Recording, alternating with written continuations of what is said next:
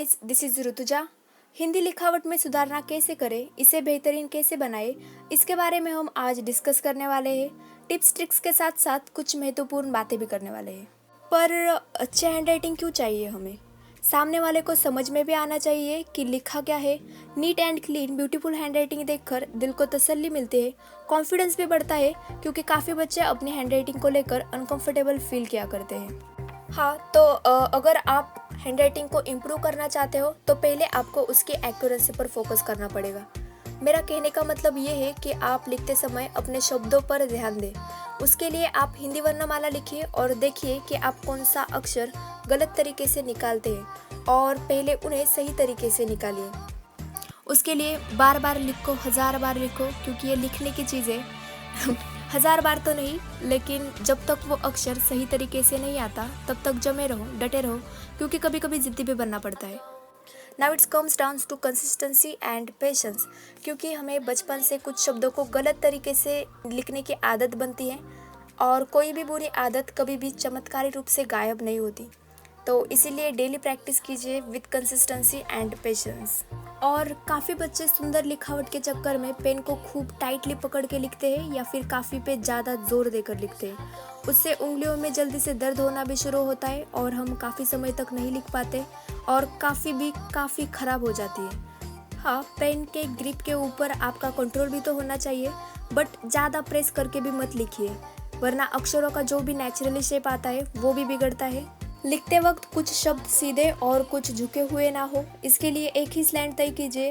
Left slant, right slant या फिर अपने स्ट्रेट स्लैंट में ही लिखिए। शब्दों की हाइट में भी ऐसी कंसिस्टेंसी रखिए और इन शब्दों के और अक्षरों के बीच में भी ऐसे अच्छे से स्पेसिंग रखिए। और लिखते वक्त अक्षरों का आकार भी सामान्य ही रखिए, क्योंकि अगर काफ़ी स्मॉल साइज़ में लिखोगे तो फिर समझने में दिक्कतें आती है और बिग साइज़ में लिखोगे तो फिर इन्हें सही शेप में लाने में भी और सही और लिखने में भी ज़्यादा समय लगता है। इसीलिए ऐसे इन्हें सामान्य आकार में ही लिखिए।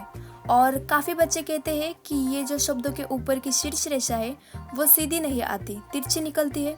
तो फिर इसके लिए आप राइटिंग स्ट्रोक्स की प्रैक्टिस कीजिए, क्योंकि ये राइटिंग स्ट्रोक्स आपको लिखावट सुधारने में भी मदद करेंगे और साथ ही आप इससे जल्दी और आसानी से लिखावट शैली अपना सकते हो। और लास्ट चीज़ ये है कि मेक श्योर आपकी प्रेजेंटेशन स्किल भी अच्छी हो, क्योंकि ये भी काफ़ी इंपॉर्टेंट फैक्टर है।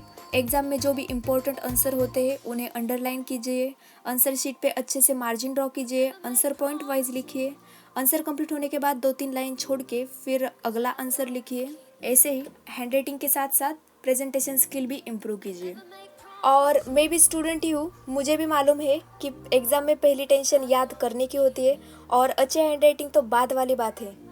और उसमें भी प्रैक्टिस ना की हो तो ना घर का ना घाट का, ना ही एग्ज़ाम में अच्छी स्पीड से लिख पाते हैं और ना ही सुंदर लिखावट आ पाती है। बट ये भी बात सही है, तुझ में अगर प्यास है तो बारिश का घर भी पास है। Over time you will definitely develop muscle memory, तब आपकी अच्छी हैंडराइटिंग के साथ साथ अच्छी स्पीड भी आएगी।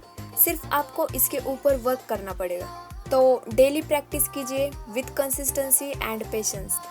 मैं हैंडराइटिंग इम्प्रूवमेंट के ऊपर ऑलरेडी वीडियोस बना चुकी हूँ, लेकिन फिर भी आपके कमेंट सेक्शन में काफ़ी सवाल आते हैं, लाइक हमें हैंडराइटिंग इम्प्रूव करनी है, कहाँ से शुरुआत करें, राइटिंग स्ट्रोक्स की प्रैक्टिस कितनी बार करें, वर्णमाला 12 खड़ी कितनी बार लिखें, हैंडराइटिंग को इम्प्रूव करने में कितना वक्त लगेगा, paper quality also changes handwriting, can you explain about this, और आप पेन कौन सा इस्तेमाल करती हो। सो आई गेस लगभग मैंने इन सारे सवालों के जवाब अब तक के वीडियोज़ में दिए हैं, लेकिन फिर भी आप चाहते हो, और कुछ बच्चों ने ऐसा भी सजेस्ट किया है कि आप हैंडराइटिंग के रिलेटेड एक training course, full tutorial course बनाइए, जिसमें बेसिक से लेकर स्टेप बाय स्टेप इंस्ट्रक्शंस के साथ बताया हो। सो मुझे भी ये आइडिया अच्छा लगा। तो अगर आप इंटरेस्टेड हो ऐसे ट्यूटोरियल्स कोर्स के लिए तो कमेंट करके ज़रूर बताओ, यही यूट्यूब पे अपलोड करूँगी मैं। तो फिर इसके रिलेटेड आपके मन में कोई और सवाल है, आइडियाज़ है, सजेशंस, डाउट्स जो भी है, आप कमेंट सेक्शन में पूछ सकते हो या फिर इंस्टाग्राम पे भी पूछ सकते हो। Insta ID iconic handwriting, Insta की लिंक आपको डिस्क्रिप्शन में मिल जाएगी। तो आपके जो भी पॉइंट्स हैं उन्हें भी मैं कंसिडर करूँगी अपकमिंग वीडियोज़ में। कमेंट सेक्शन में तकरीबन 50% से ज़्यादा कमेंट्स, आप लोगों के सवाल कुछ ऐसे होते हैं, आप कौन सा पेन इस्तेमाल कर रही हो, कौन सा पेन अच्छा है, जेल पेन यूज़ करें या फिर बॉल। तो जो भी पेन्स मैं रेगुलर बेसिस पे इस्तेमाल करती हूँ उनके नाम मैं आपको बता ही देती हूँ। तो सुनो गौर से हैंडराइटिंग को सुधारने वालों, ये नटराज जेल पेन है, इसकी प्राइस 5 रुपीज़ है। ये पेन भी मैंने काफ़ी समय तक यूज़ किया, फिर बाद में मैं शिफ्ट हुई ट्रैमेक्स पेन पे। इसकी प्राइस 45 या फिर 50 इसके आसपास ही है। ये इस पेन की प्राइस थोड़ी एक्सपेंसिव लग रही होगी लेकिन वर्थ इट है, क्योंकि सिर्फ एक बार ही हमें इसे बॉडी के साथ खरीदना पड़ता है, फिर बाद में रिफ़िल ही चेंज करनी पड़ती है और इसकी रिफ़िल काफ़ी समय तक चलती है।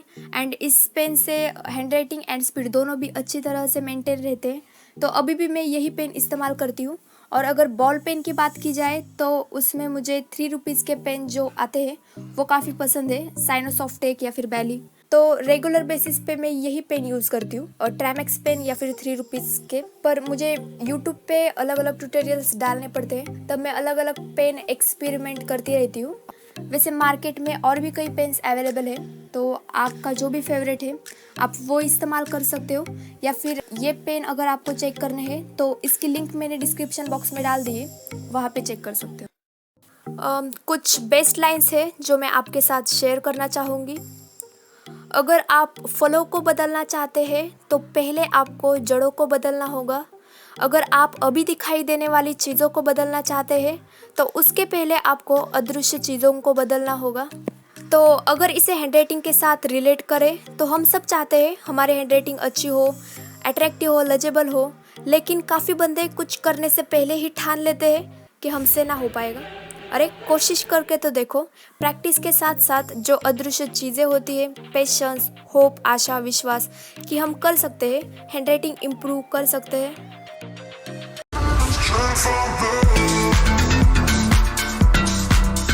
तब तक के लिए टाटा बाय बाय।